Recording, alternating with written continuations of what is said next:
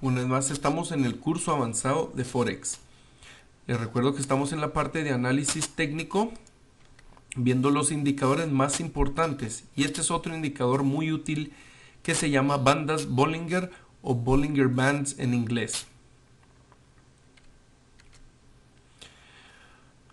Las bandas Bollinger fueron desarrolladas por John Bollinger en los años 1980 y consiste en un indicador que permite a los operadores comparar la volatilidad y precios relativos de un bien o par sobre cierto periodo de tiempo.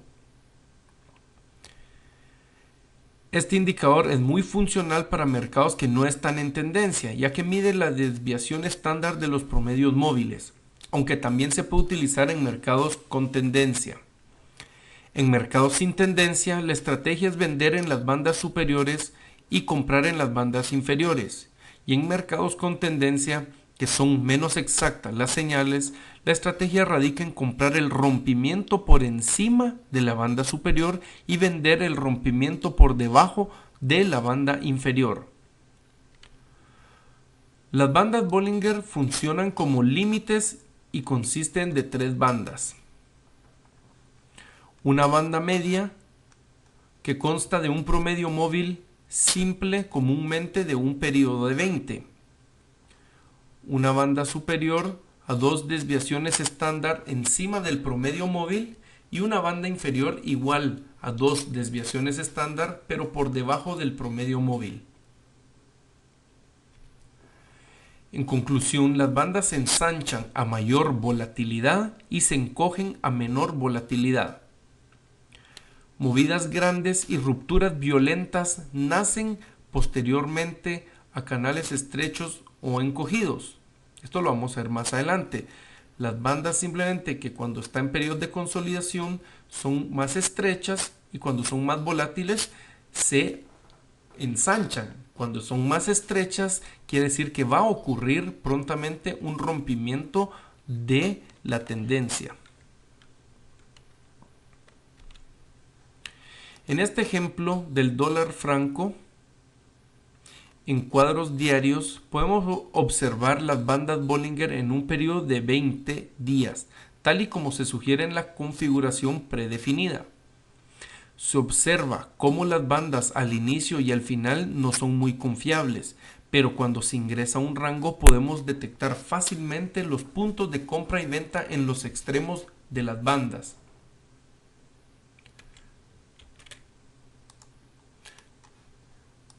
La estrategia, en su forma más simple, consiste en comprar en el límite inferior y vender en el límite superior. Los stop loss deben ir a unos pips de los extremos de las bandas Bollinger. En cuadros diarios es recomendable ir hasta un máximo de 100 pips para evitar el ruido del mercado, como podemos ver en 4 de las 5 posiciones tomadas. Es decir, cuando están en tendencia no son muy confiables, pero cuando entra a un rango, ¿cómo sabemos que entra a un rango? Miren las bandas superior y la inferior, están horizontal, no están en caída como en este caso. Entonces las bandas, digamos que esta es la primera que se forma, entonces no se puede tomar una posición ahí, pero luego aquí, este es ruido de mercado, las mechas, solo bajan, quiebran, pero vuelve a subir. Aquí volvemos a poder vender, otra mecha de ruido mercado, y ahí es donde dice que hay 3 mechas de las 5 señales que se formaron aquí. No 4 mechas de las 5. Pero en cualquiera de los casos igual hubiéramos podido tomar posiciones en cada una de estos extremos. No debe olvidar la importancia de buscar patrones de velas u otros indicadores técnicos para confirmar sus posiciones de compra y venta. Por ejemplo, aquí vemos un doji al final. Aquí también puede ser una estrella al amanecer. Y en fin, recuerden que no solamente con eso podemos operar, debemos mezclar indicadores técnicos y más adelante vamos a tener un ejemplo claro de esto. También observe cómo en este cuadro diario cada movida de un extremo a otro son 450 pips.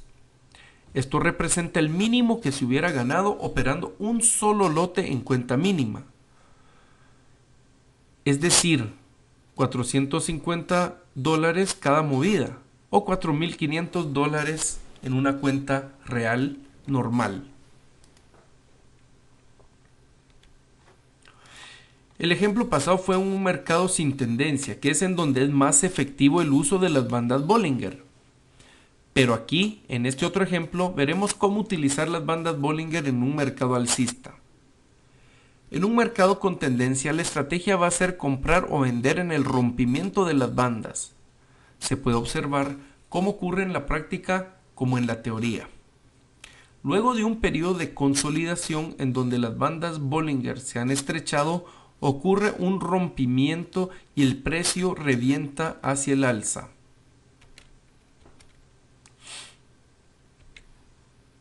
La estrategia, en este caso, sería colocar una orden de compra de mercado en el momento preciso del rompimiento y colocar el stop loss en el extremo inferior del medio de las bandas Bollinger. O sea, se compra aquí y el stop loss va justo abajo de la línea de en medio de las bandas Bollinger. La estrategia de salida sería el mismo stop loss que vamos moviendo al medio de las bandas Bollinger. Cada día movemos el stop loss arriba hasta que eventualmente el precio y la línea de en medio de las bandas topan y nos sacan del mercado. Ahora vamos a ver un ejemplo de cómo colocarlas en MetaTrader 4. Nos vamos a insertar indicadores, tendencia Bollinger Bands. El default debe ser así, periodo de 20, que en este caso es días en un cuadro de diario, y 2 desviaciones estándar. Debemos aplicarlas a cierre y aquí colocamos el color. Los niveles pues los podemos dejar de la misma forma a como están y la visualización también. Simplemente así. Entonces miremos un poco lo que hablamos en la teoría. Este es el euro dólar diario y vemos un periodo de consolidación donde las líneas son verticales, donde topan. Aquí pudimos haber vendido, aquí sí se sale, por eso es que no se utilizan solamente así. Aquí se vuelve a vender. Aquí vemos la estrategia de rompimiento, hubiéramos podido comprar en este punto.